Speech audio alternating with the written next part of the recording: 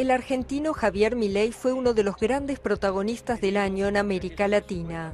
El mandatario ultraliberal que juró como presidente en diciembre de 2023 impulsó en su primer año de mandato una política de shock para enfrentar la deuda estatal y una inflación rampante. El ajuste implicó devaluar más de 50% el peso, eliminar más de 30.000 puestos de trabajo en el sector público, reducir ministerios y dependencias del Estado y paralizar las obras públicas. También endureció la represión para sofocar las protestas. En apenas un mes de gobierno logró el primer superávit fiscal en una década. También consiguió bajar la inflación del 25% en diciembre de 2023 a 2,4% en noviembre. Pero la estabilización económica no fue sin costos sociales. En el año se perdieron más de 260.000 puestos de trabajo y la pobreza saltó 11 puntos porcentuales en 6 meses a más del 52% de la población. El mandatario prometió que la inflación será pronto un mal recuerdo y que a partir de ahora se vienen tiempos felices.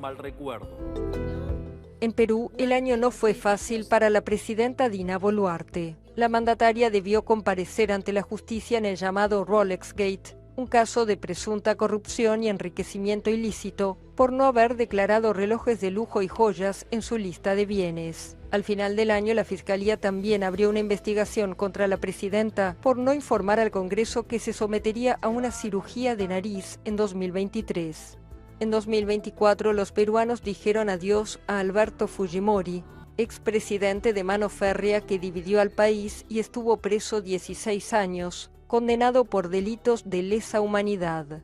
El exmandatario que gobernó Perú en la década de 1990 fue despedido con masivos homenajes y honores de Estado. En Bolivia fue un año de tensión política. En junio, un grupo de soldados liderados por el destituido jefe del ejército intentó tomar la sede del gobierno en La Paz.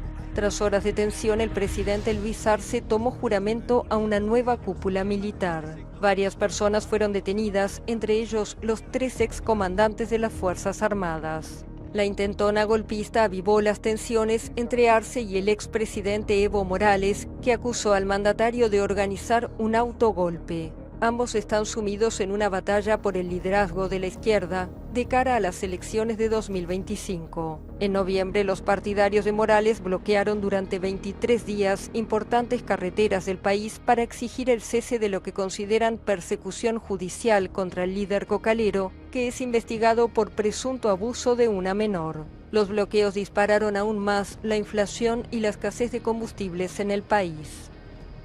En Brasil, un ataque fallido también encendió las alarmas. Fue en noviembre cuando un hombre se hizo estallar tras intentar atacar con explosivos la Corte Suprema en Brasilia, pocos días antes de que el país recibiera a los líderes del G20. La Policía Federal investiga el episodio como un acto terrorista.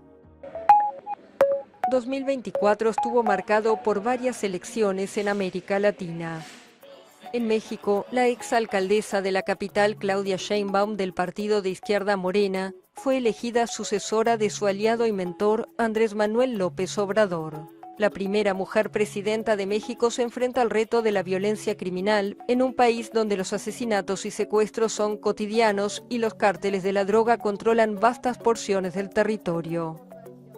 En Uruguay, la izquierda volverá al poder tras un paréntesis de 5 años. Yamandu Orsi, delfín del popular expresidente José Pepe Mujica, ganó las elecciones en balotaje y asumirá el poder en marzo de 2025. Juro a Dios. En Panamá fue un abogado derechista, José Raúl Mulino, quien ganó las elecciones y asumió el poder, impulsado por el controvertido expresidente Ricardo Martinelli. Y en El Salvador, Nayib Bukele asumió en junio para un segundo mandato, con un poder casi absoluto, tras pulverizar a la oposición con un 85% de los votos y ganar casi la totalidad del Congreso.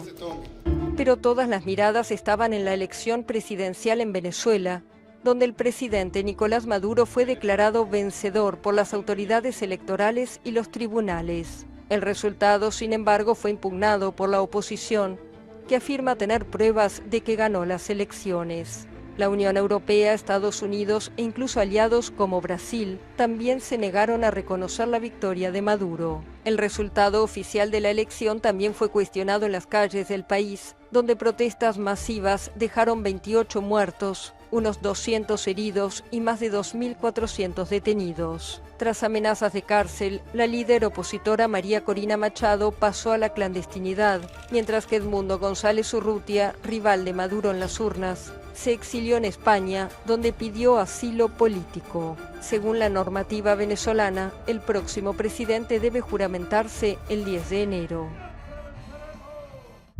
Un escándalo diplomático también sacudió a la región. En abril, México rompió relaciones con Ecuador después de que la policía ecuatoriana allanara la embajada mexicana en Quito para capturar al ex vicepresidente ecuatoriano Jorge Glass, a quien el gobierno mexicano había concedido asilo político unas horas antes. El izquierdista, contra el que pesaba una orden de detención, se encontraba refugiado en la representación diplomática desde diciembre. Ecuador también vivió episodios de grave violencia que llevaron al presidente Daniel Noboa a declarar que el país vivía un conflicto armado interno.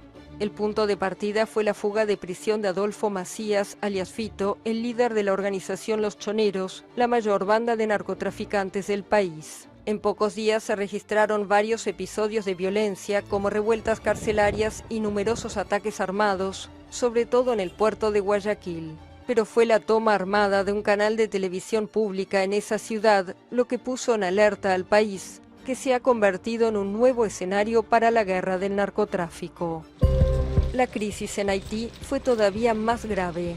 En febrero, las poderosas bandas que controlan la mayor parte de la capital, Puerto Príncipe, lanzaron ataques coordinados para derrocar al entonces primer ministro Ariel Henry. Se creó un consejo de transición y se formó un nuevo gobierno con Gary Conille como primer ministro interino. Pero bastaron 5 meses para que el político fuera destituido por los mismos que le habían puesto en el cargo. Alix Didier Fils-Aimé fue elegido para sustituirle y prometió trabajar por la paz y la seguridad del país devastado por la violencia de las pandillas. Según Naciones Unidas, solo este año ha habido unos 5.000 asesinatos en Haití. En Nicaragua, el gobierno de Daniel Ortega avanzó en el control total del poder. En noviembre, el Congreso, controlado por el gobernante Frente Sandinista de Liberación Nacional, aprobó una reforma constitucional que otorga a Ortega y a su esposa Rosario Murillo, como copresidenta, un control absoluto de los poderes del Estado.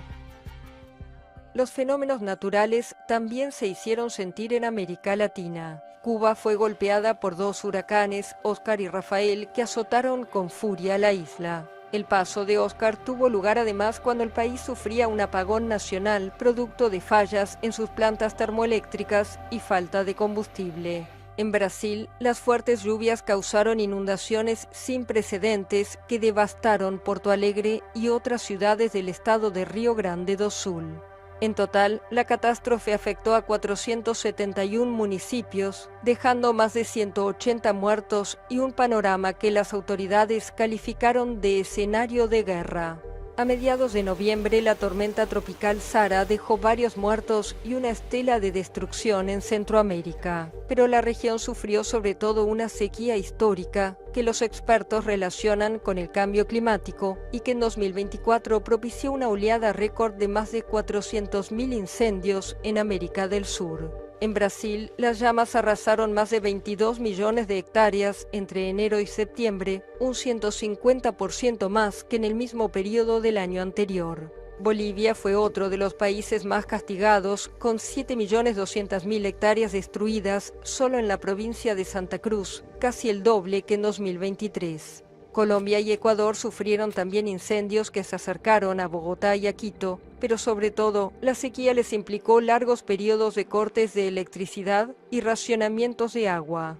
Algunos de los incendios de este año también fueron provocados. El peor fue en febrero en Viña del Mar, en Chile, que causó la muerte de más de 130 personas y destruyó miles de casas.